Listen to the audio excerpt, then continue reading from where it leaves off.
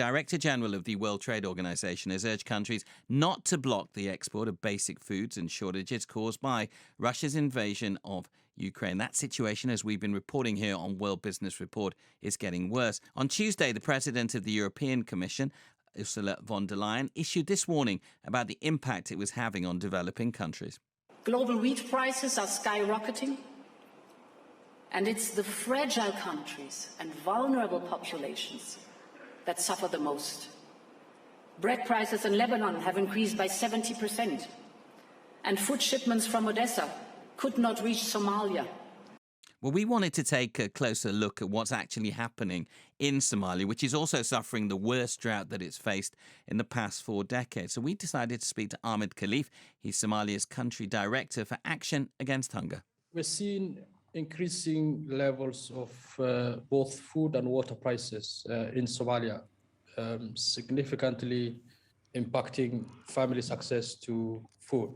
Cereal prices have risen 3 to 5-fold above typical levels in several markets where Action Against Hunger operates. This is also further compounded by the decline in livestock prices. If you're a family and you're already struggling economically, it is not possible for you to cope, is it, with those sort of price increases? Does that mean many families, many children will have to go hungry? That's right. As food prices climb, families have less access to nutritious food.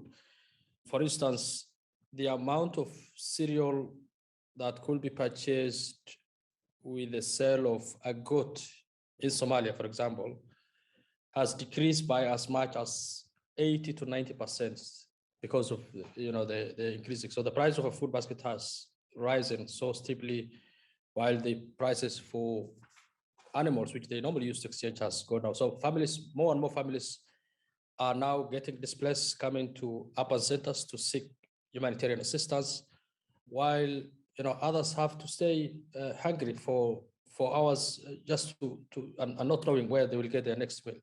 Some have been forced to sell their properties, assets, in exchange for food because they are not able to meet the rising cost of food anymore.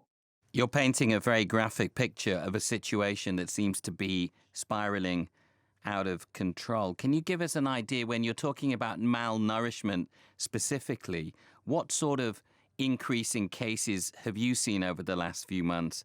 Is it 5%? Is it 10%? Is it possible to put a number on it?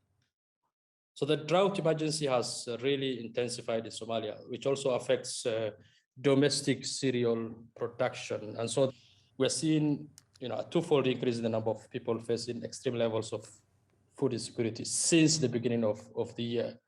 But in terms of nutrition, it's of grave concern. The overall nutrition situation is extremely alarming. In comparison to the same time last year, the nutrition facilities supported by Action Against Hunger reported a 55% increase in the number of children with severe acute malnutrition.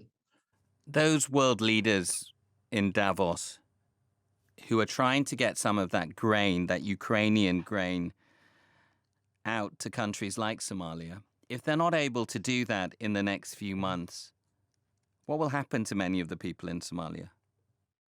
It will only get worse. The hunger levels are quite high, I would say now. Water scarcity is at an all-time high. Escalating acute malnutrition will only get worse, and the spike in disease outbreaks reported widely will also worsen. When you say it gets worse, malnutrition leads to death. Is that what we're talking about here? We will see people dying, more people dying. Definitely, we will register deaths by the hour if that critical foods do not come on time. It's dusk now. It will only get darker. That's what I mean when it gets worse. Ahmed Khalif there telling us about the situation, which, of course, from what he was saying there, is very difficult in Somalia.